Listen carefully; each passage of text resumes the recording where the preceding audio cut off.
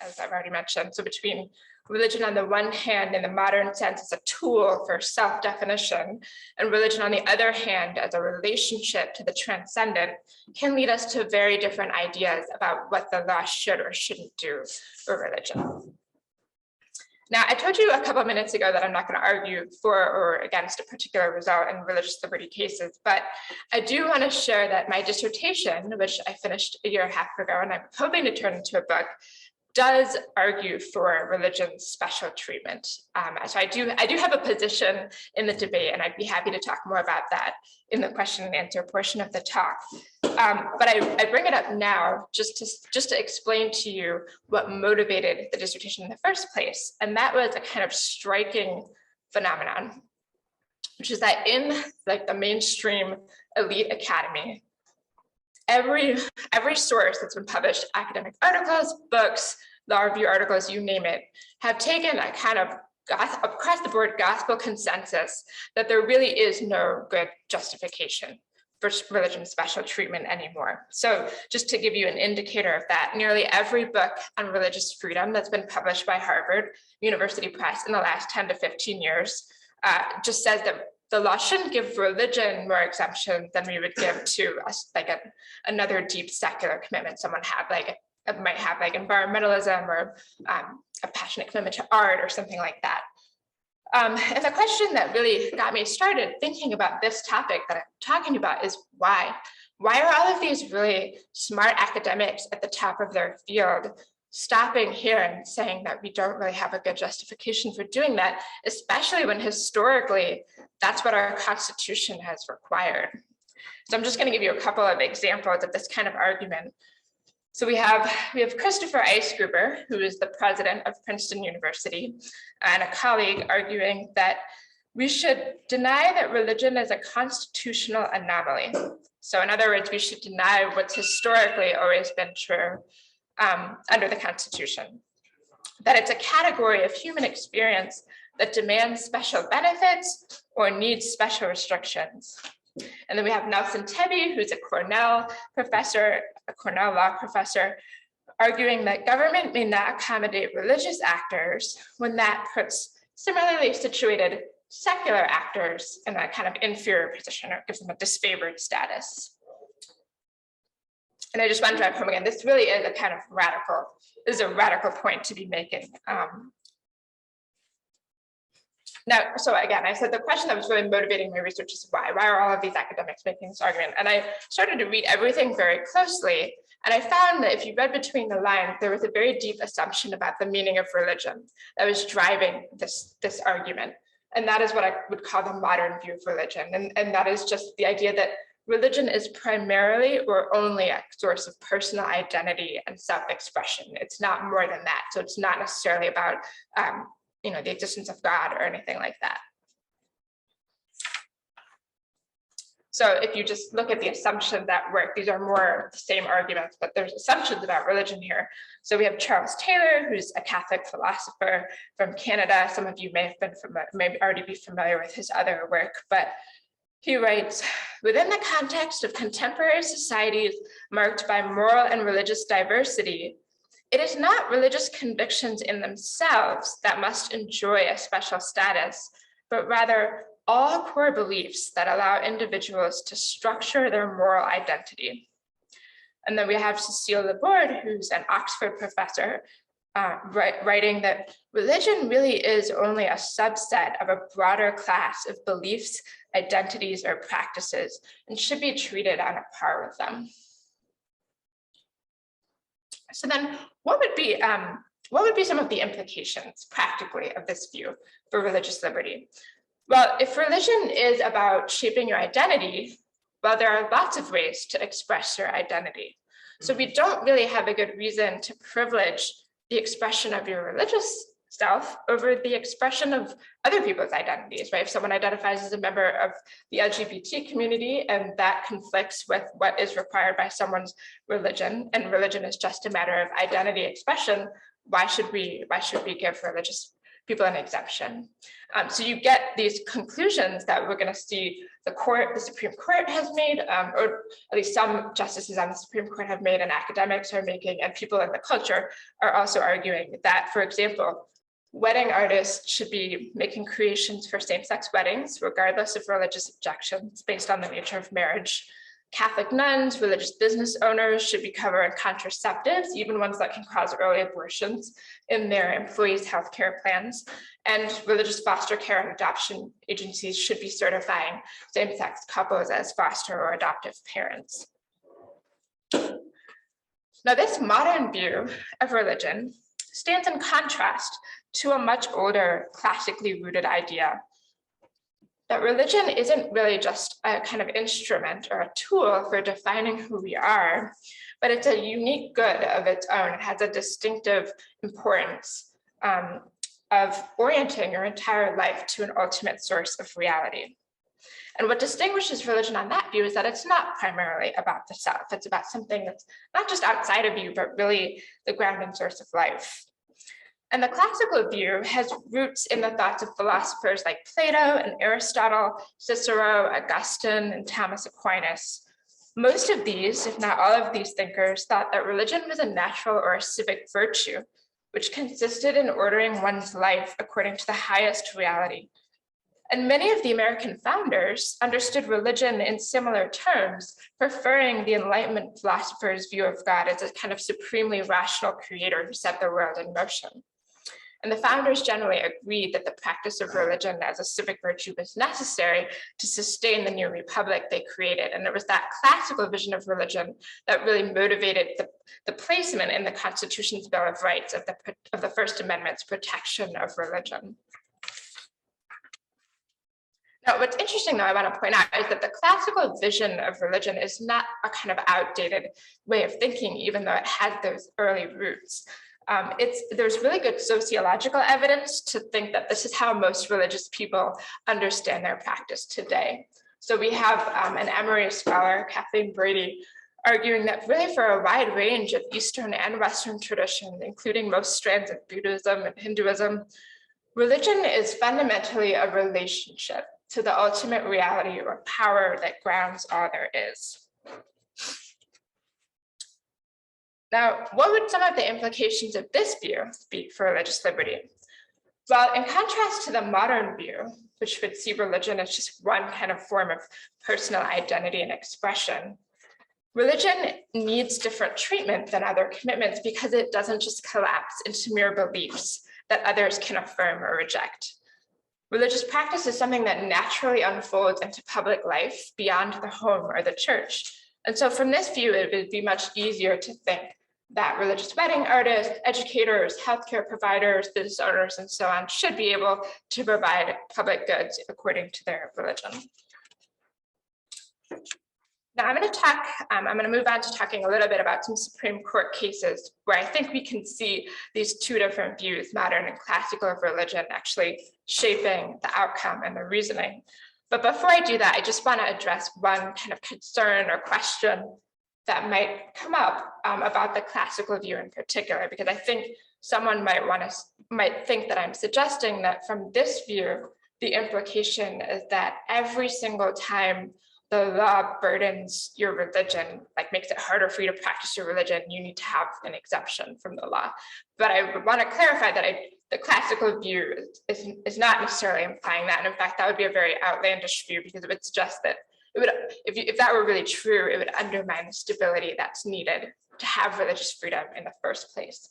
I think a more refined position would be that even if not every action that's part of your religion or motivated by your religion should be protected by the law, anytime your religion is significantly or substantially shaping your religion, then it's important to think seriously about that question. So I'm thinking here of just huge vocational decisions that people make to teach or to offer healthcare, like to be in medicine, or to create art for weddings. Like, those are huge decisions that affect a wide area of your life. And so from the classical view, it would make more sense to accommodate those decisions. But if we think about religion as a matter of identity, I think it becomes harder and harder to see why we would respect or accommodate those choices in the first place.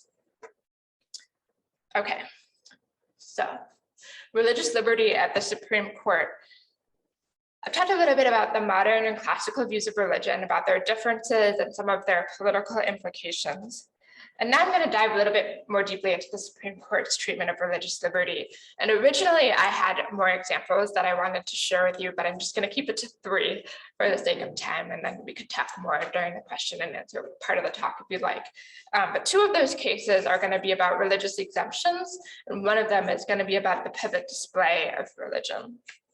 And we'll see that in general, this may not surprise you, the liberal justices will tend to presume modern views of religion, whereas the conservative justices will tend to presume the classical view.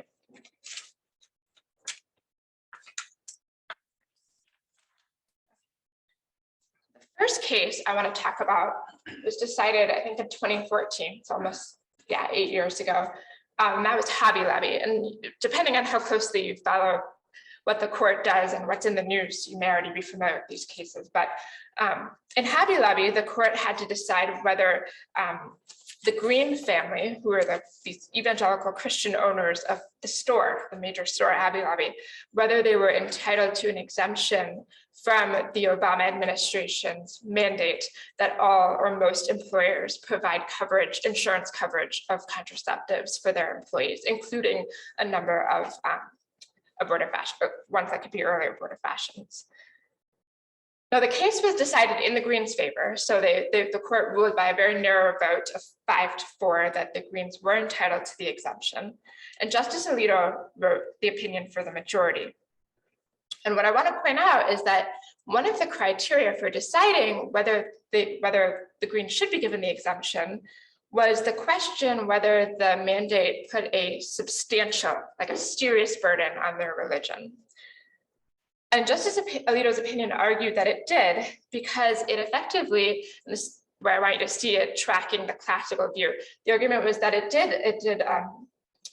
that it effectively punished the Greens for trying to bring their religion into the public square.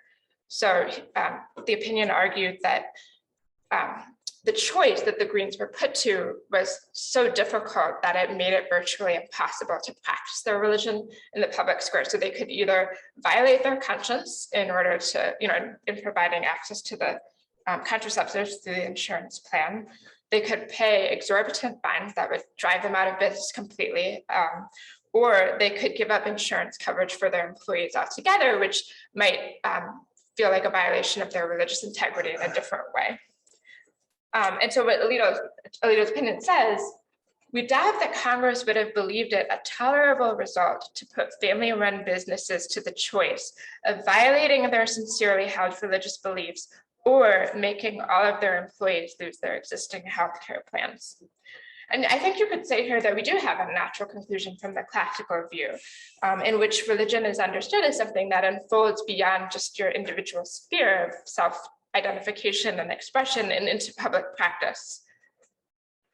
But what's also interesting is when we look at Justice Ginsburg's dissent in this case, we see a more modern conception of religion. So Justice Ginsburg's dissent offered a number of objections to the she disagreed that the Greens should be given an exemption for the practice of their religion.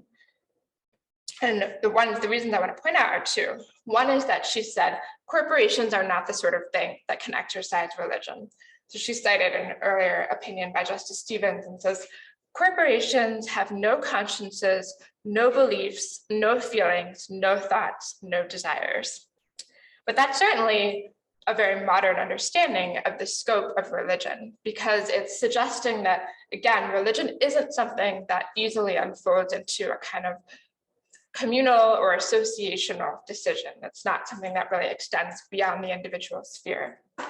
And the other argument she made was that the link between, on the one hand, the Greens' decision to offer the insurance coverage of contraceptives, and on the other hand, the employee's choice to use it was too weak. But that, again, is tracking a modern view. It's suggesting that full religious practice doesn't necessarily include concerns about complicity in someone else's decision. So it's suggesting a really narrow scope for what religious integrity means. Okay, the next case I want to talk about is Masterpiece, which was decided just a few years ago. And in that case, the court considered whether a Christian bakery owner in Colorado named Jack Phillips was exempt, whether he could be exempt on the basis of his religion from the requirements of an anti-discrimination law that applied to public accommodations. So he owned a bakery and he was approached by a same-sex couple asking to make a cake for their wedding, and he said he couldn't do it because of his religious beliefs. And what's interesting in this case is that the court did not answer the question head on. So it was asked to decide, look, is this the kind of religious exercise that could be exempt from an otherwise neutral anti-discrimination law that applies to everybody, right? Like we don't normally give people an out from anti-discrimination policies because they're serving an important goal, but is this the kind of exercise that should be exempt?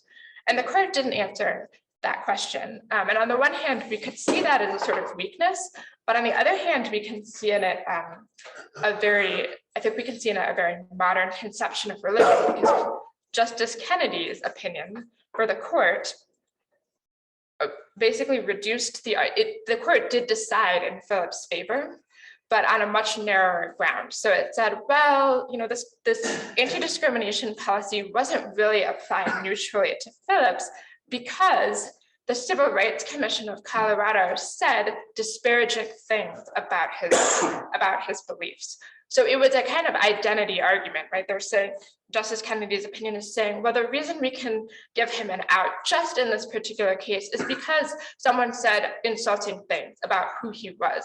It wasn't an argument at all about whether there's a sort of important meaning in his religious practice that extends beyond his own kind of identity.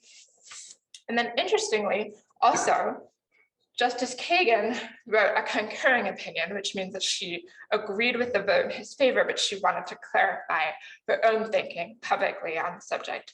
And she argued that if it weren't for those hostile comments, she tried to address the question directly. She said, if it weren't for those hostile comments, then absolutely he should not have received an exemption. And we should look, so I have an excerpt from her opinion. She says, a wedding cake does not become something different whenever a vendor like Phillips invests its sale to particular customers with religious significance. As the court has long held and reaffirms today, a vendor cannot escape a public accommodations law because his religion disapproves of selling a product to a group of customers, whether defined by sexual orientation, race, sex, or other protected trait. But again, we have here from one of the more liberal justices, a kind of modern view of religion that's shaping the outcome. We have the suggestion here that really when your religion might lead you to deny service to members of a protected class under the law, like race, or in this case, sexual orientation, religion is not something, it's not something that can shape what you do. So we need to confine the sphere of the way your religion can affect your actions under the law. All right, the last case I will talk about is about a different topic, about whether, about a public display of religion. And that case was American Legion, and that was also decided a couple of years ago. And my mom and I actually got to sit in on the oral argument, which was fun. In this decision, the question was whether a very large World War II memorial cross that was in Maryland, so just outside DC, whether that needed to be taken down because it was in the shape of a cross.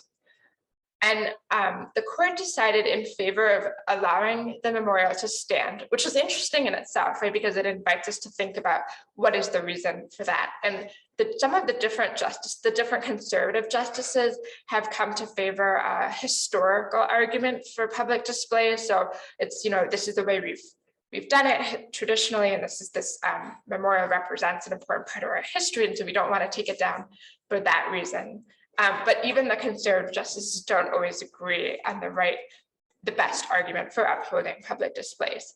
But what I want to point out here is that in Justice Ginsburg's dissent from that decision to let the cross stand, we have what you could call the offended observer objection. And that's the argument that public displays of religion are wrong because they are offensive to the identity of non-religious believers, sorry, just non-religious people. So she writes, to non-Christians, the state's choice to display the cross on public buildings or spaces conveys a message of exclusion. It tells them that they are outsiders, not full members of the community. So, and this again is a kind of modern conception of religion in the dissent of the argument here is that, yes, you can practice your religion, but you don't want to display it so publicly that it's signaling a kind of offense or insult to the identity of people who don't share the religion that's represented by the memorial. Okay. So that's so I've talked about the modern and classical views. I've talked about some implications, and I've talked a little bit about a few Supreme Court cases where I think we can see these two views battling themselves out. And as I've presented this to you, I'm realizing that I've given you more evidence that there's a modern view of religion shaping the way some of the justices think than a kind of classical view. But I do think that it's important to remember that in all three of those decisions, the court did decide in favor of the religious liberty claim. So they decided to uphold the memorial. Like there were enough justices to decide to uphold the memorial and give the Hobby Lobby owners an exemption and to give Jack Phillips an exemption as well. So it's not that, you know, it's only the modern view that's motivating the court. I think it's just that there's a conflict between the two. And I just, in conclusion, I would just offer a couple of takeaway points that I would hope you might have. And one is that, you know, for those who are listening who would find a modern view of religion to be more compelling or represented, I think it's just important to be aware that that's not necessarily representative of how most religious people understand their practice. And more importantly, that when you make conclusions about, you know, limiting religious liberty on the basis of that modern view, it's just important to remember that those conclusions are coming from a kind of misrepresentation, I think, of what religion really is. And then I think for anyone who would favor a more classical view, it's important when we're in conversations about religious liberty not to kind of diminish what religion really means on that view and not to use language that sort of like, wow, this is just my personal religious belief, or my religion would suggest that this is how we should think about the question, because religion really is something that if you are practicing it is something you think to be true, not just for you, but for everyone, at least in the case of most religions. And so it's important to do justice to religion and also to help people understand that there are always going to be substantive views that are informing our political debate. So it doesn't really make sense to say, well, I personally only think that, but I wouldn't want to impose this on others. So those, again, thank you so much for listening to the talk, and I look forward to hearing any questions you may have.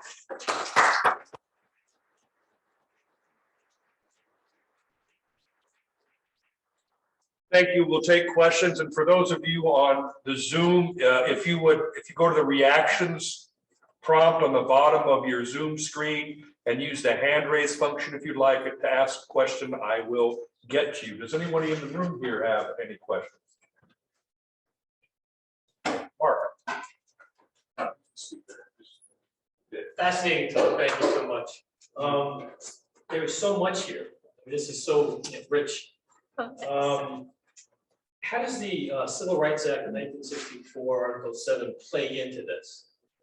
Yeah, well, I mean, so that's kind of like the legal architecture, right, for a lot of the cases that we're seeing now against religious liberty, right, that where religious liberty is being challenged.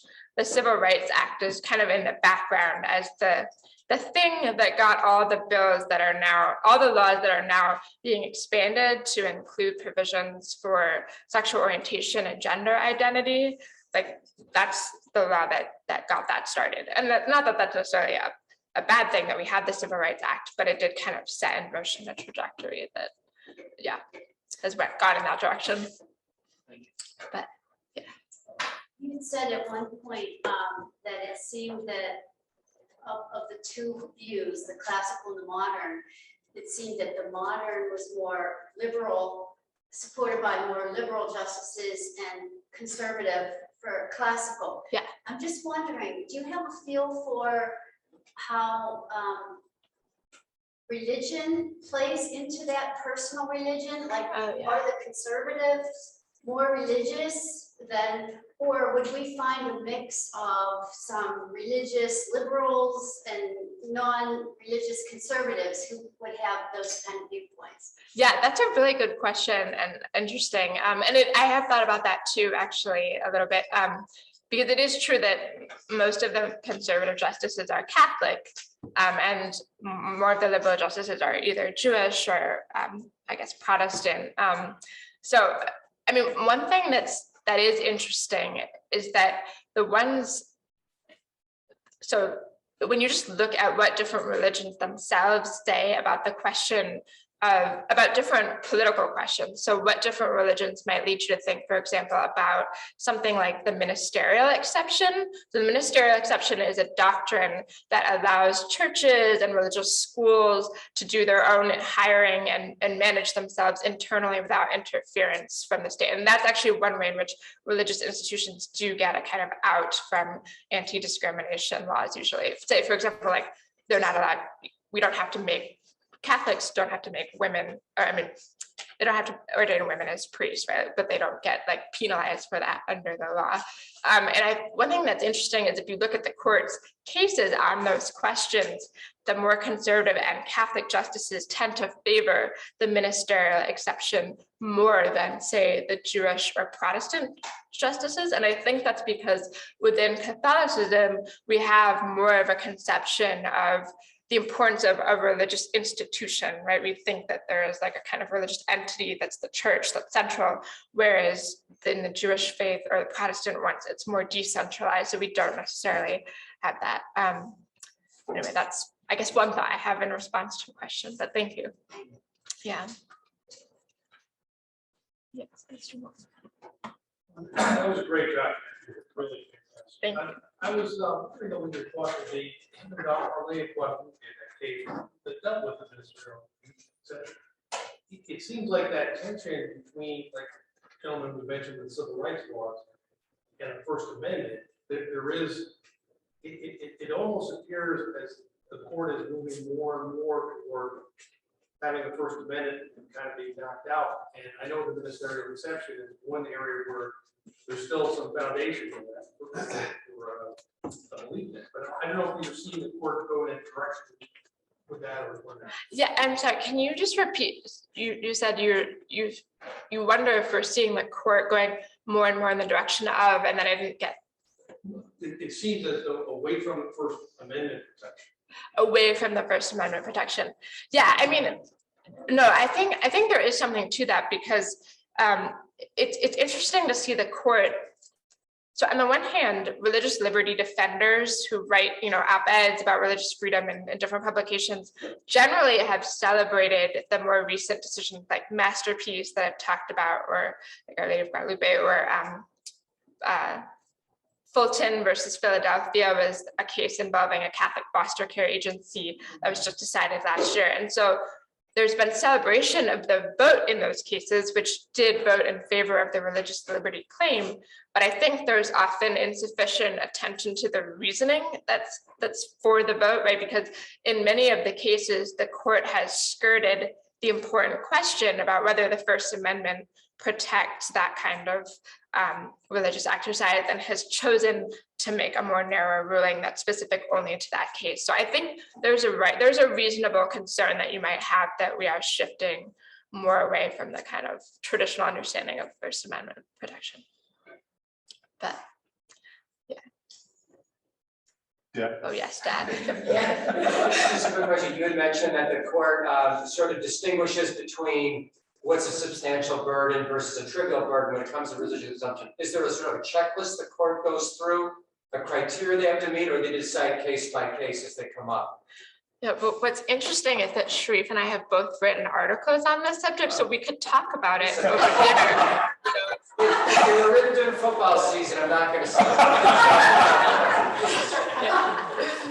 Yeah, no, I mean that's a good question too, because it's an example of a way in which I think so when you think about the way the court operates, there are different ideas, right, about what the justices should be doing when they're deciding cases? Like, should they be applying their own moral views, or should they be adhering to the text of the Constitution and what the text of the Constitution originally meant, or how it was originally understood by the people who wrote it? So there's two very different views on that question. But the substantial burden test is an example of ways in which the court has had to shift more in the direction, I think, of applying its own moral views. So we've had to think about they're just forced to think about, it feels like a philosophical question, right? Like, how do you distinguish between like a heavy burden and a trivial one? But in terms of a checklist, yeah, so I think there's two different kinds of criteria that you could have. One is you could say, what's the kind of religious activity that's at stake? So is it an obligation? Like, is it something that, if this person doesn't do it or omits doing it, like, do they think they're gonna go to hell or something like that? Is it a really serious religious practice? I think where liberals and conservatives might disagree is, what about practices where religion, like I said in the talk, is hugely shaping your life in some way? So like, you've decided to become a teacher on the basis of your religion. Should you be allowed to practice your faith in the classroom, right? Like, should you be able to,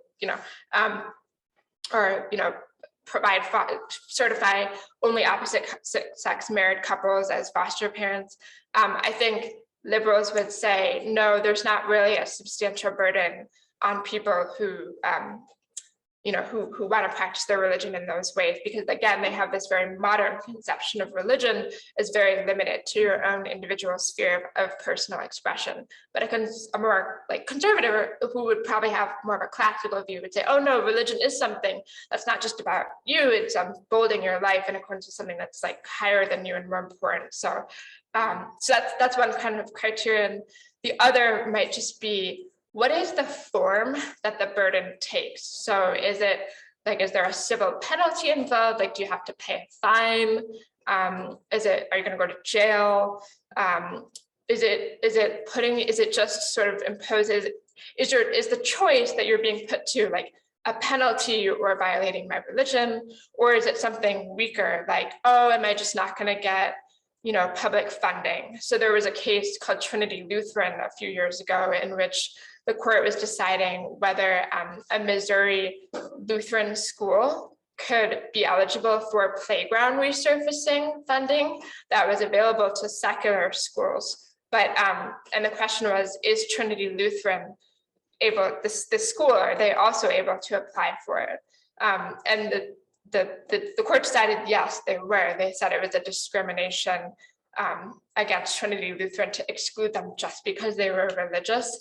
But I think, again, that's a kind of question where conservatives and liberals would probably disagree about whether there is a real burden on the religion of the school in that case. If they're just not eligible for public funding, is that really a substantial burden or not? So sorry, that's a very long answer, but yeah.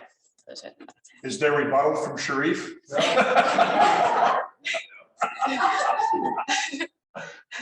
Can you expand on that last one, the Trinity Lutheran? Yeah. Is it likely that Blaine amendments in the states will come down because of it? Yeah, I think that's a possibility, right? I mean, Sharif might have more to say about this than I do, but yeah, I think that is a possibility. And so Trinity Lutheran kind of set off like a string of cases that are all touching on this question of Blaine amendments. Basically, they were basically an anti-Catholic amendment to most state constitutions that prohibited public funds for sectarian purposes. So that's the language, right? No public funds for sectarian purposes, by which they meant like Catholic schools and Catholic programs.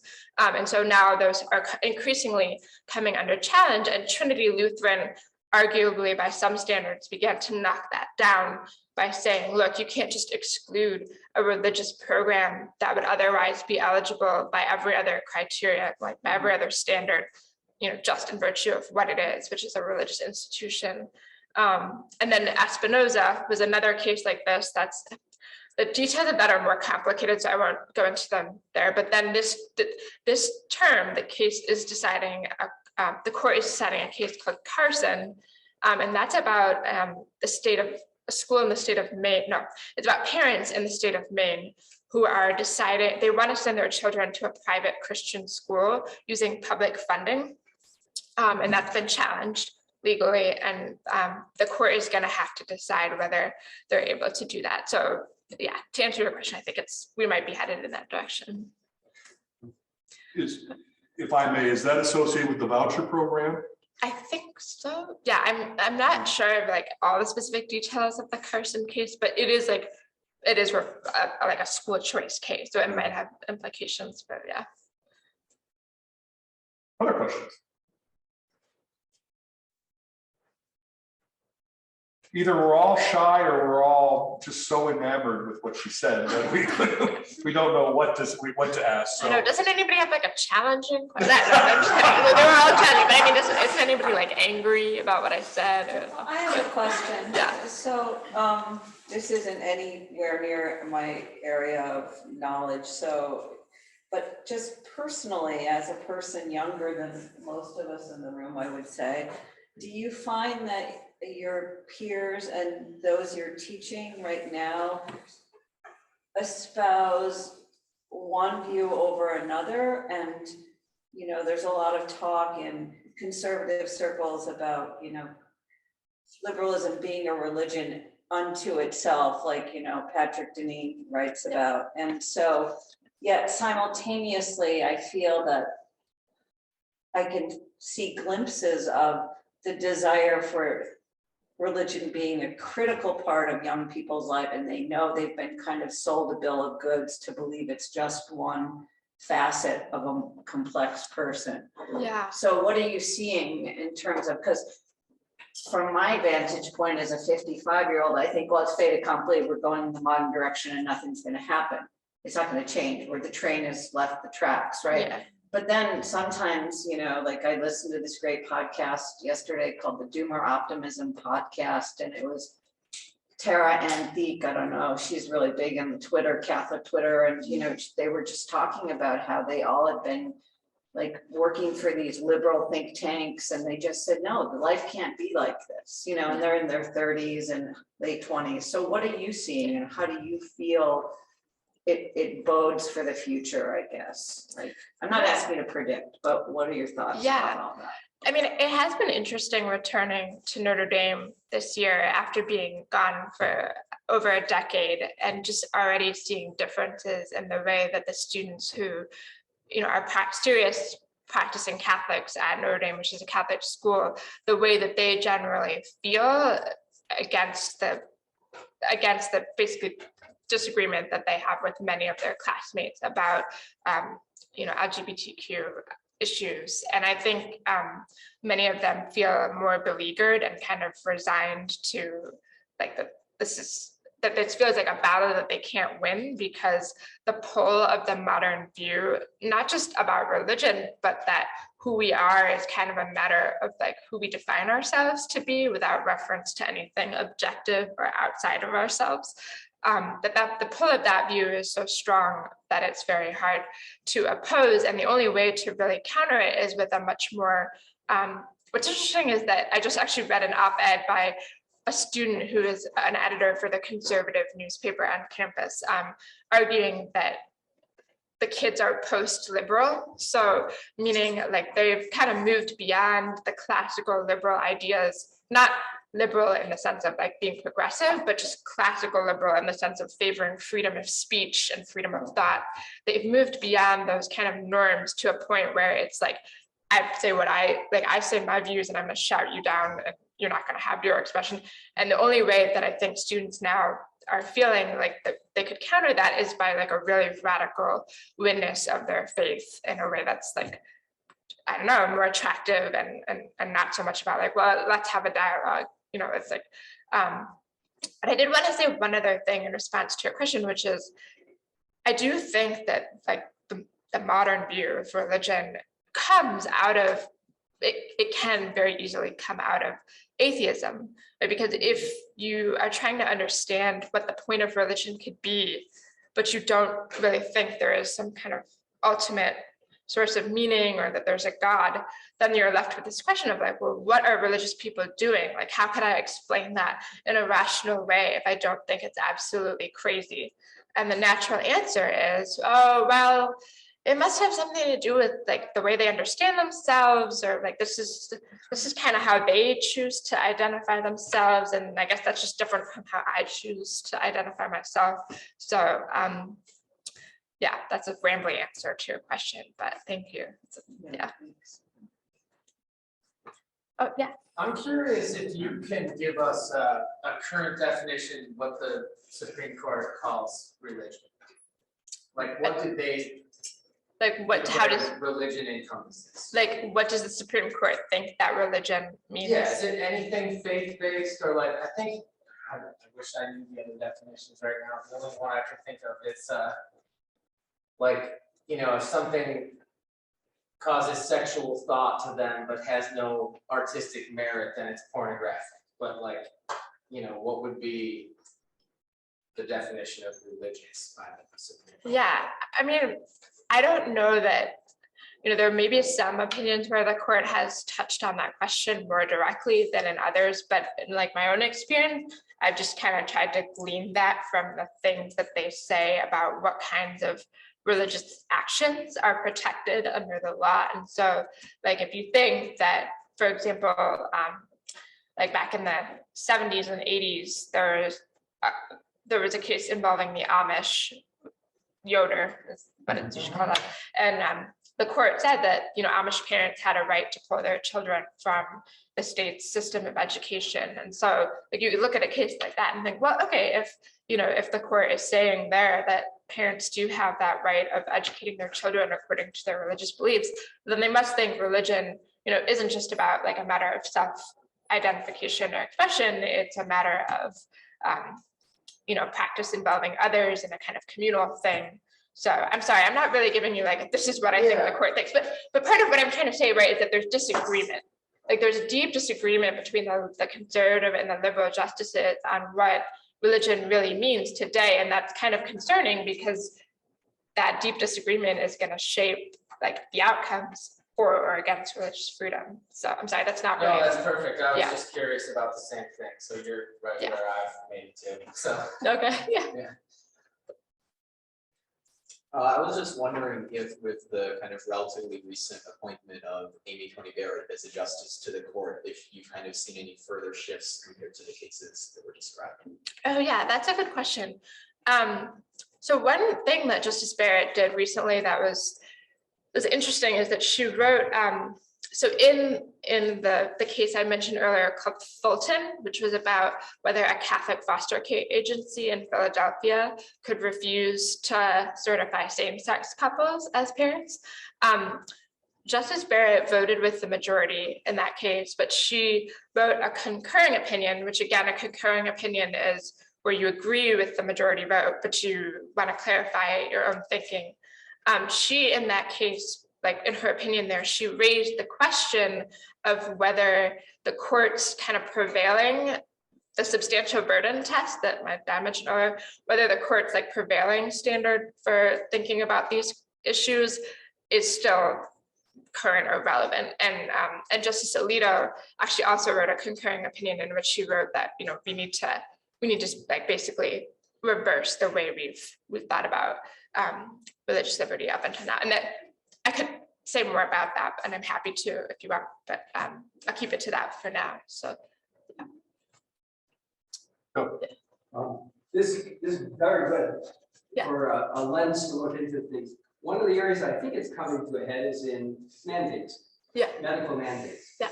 And underneath that, many organizations gave the opportunity for religious exemptions. yes. But the way that was decided was cloudy. I mean, it seems to me that frequently it was a secular view of religion deciding on the appropriateness of exemptions. Yes. Yes. I wasn't well informed, but I think there's an issue there. And has that come, how do you see that maybe coming or boiling up to the constitutional issue? Yeah, so you're saying that you think in cases involving medical exemptions from, say, performing abortions or something, or maybe like gender reassignment surgeries or things like that, like you're saying that there's been a kind of secular view shaping whether we. The big one in New York has been medical, right? there were two ways to make a decision on the medical issue, whether people in hospitals had to be vaccinated, Yeah, whether or not they objected. And on that, okay, so sorry. that's a different issue. But on that, there was a subset that was exceptions for religious exceptions. Right, But it was very clouded as to how can the state give religious exemptions. right. Okay, I just want to make sure, I'm sorry, I'm having a very hard time understanding the full question and I am hard of hearing actually, so, but it sounds like, are you able to repeat the question for me? I think Bill's question is, if you could comment on the religious exemptions as apropos to particularly health mandates, health-related mandates. Right, and the vaccines. And specifically with the vaccines for hospital workers, let's say in Catholic hospitals or religious hospitals. Right. On that, that's the gist of his Right, question. and are you saying that you think a more like modern understanding of religion is shaping the decision whether to give exemption? Yeah, no, I think that's fair, and I meant to say when I was giving my example, like when I was trying to give examples of implication, that I think you could also potentially see, refusals to give exemptions for COVID vaccinations as another example of the way in which the modern view is striving our thinking about religious liberty, because it's again that kind of, because sometimes, right, the basis for the objection to the vaccine is the idea that you're morally complicit in the use of fetal tissue lines, right, from aborted infants, and so that's a kind of lack of sensitivity to the importance for a religious person's integrity of not being complicit in someone else's immoral decisions, I think is also a kind of modern phenomenon. Like we just don't have as much of a, but I mean, I don't know, as I say that, I also think like it is true though that you see all kinds of like liberal boycotts of conservative products, right? Like if like we had the boycott of Chick-fil-A for a while, right, when like Chick-fil-A was sort of going back and forth on whether it was going to support like the LGBTQ cause, and so I don't know, maybe but that was my instinct anyway when I was thinking about this. I think, well, I mean, one of the things that I think you pointed out, which was so fascinating for me, and it's apropos to your question, is the opinions, not just the decisions, but the opinions. And how do the opinions of the Supreme Court perhaps point in a direction regarding this? I find that a I mean, you kind of know that, but you don't really know it until someone like you says it, you know, that's fascinating for me. And I've been surprised, for example, at some of the decisions made by people like Amy Coney Barrett and Alito in some cases, and what's his name? Gorsuch, yes. And it's but okay, all we hear is the final judge, but their opinions have been very, very interesting, I think, and I think it does get to some of these questions as well about religious and medical exemptions. Yeah. Read the decisions, right? Read the opinions. Yeah. Any other questions? I didn't need to take over here. But. Well, this is kind of a humorous aside, but the other day I was at Record Archive. I don't know if you remember where that store is, but you know, it's over near Mercy on the other side. Okay. Got all the like albums and everything, and there were all these votive candles, like the ones you buy in Mexico, you know, that used to have the Virgin on them. Yes. And they had tons with Ginsburg, with Justice Ginsburg on them, and I thought, tell me it's not a religion. Regarding Michael's comment, if her visage is seen everywhere, and I can say that on a college campus, it's on T-shirts, you know, it's on posters, and that's a whole worship of her opinion that becomes, you know, even greater kind of general public shaping of opinion. And if court is as much popular opinion as it is justice intelligence, what does that hold? Yeah, no, and I mean, one thing I wanted to say too is like, I think one thing I would hope to make clearer if I were to give this talk again is that I think the modern view of religion, and I said something sort of like this earlier, when people understand religion in that way, it actually distorts their ability to understand how their views are shaped, right? Like everybody as a rational human being forms opinions and makes judgments and acts on them. And so when you start to think of religion, it's just a sort of subjective like identity thing that doesn't necessarily need to affect your actions beyond like a very limited sphere. You're kind of blinding yourself to the way that your own very substantive views are shaping the way that you act. And so it is true that it takes on a kind of religious character, like some of the progressive ideology that we're seeing. And I also want to say one other interesting thing just on the same point is that of all of the scholars that I mentioned at the beginning, so there's all these like elite Ivy secular professors, right, who are making these arguments against giving religion special protections. The one who I think was the most reasonable of all of them, because she actually was more upfront about the fact that liberals have very substantive views of their own. Her book is called Liberalism's Religion.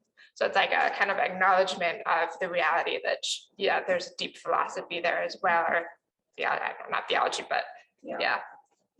So yeah, thanks. I think this has been just really a marvelous session. So please join me in thanking Gabby.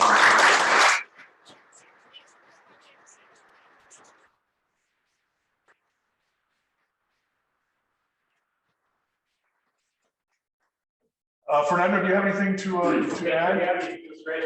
Yeah, thank you for inviting me again, and thank you everyone for coming out on a Monday night. It's not the greatest time. Thank you.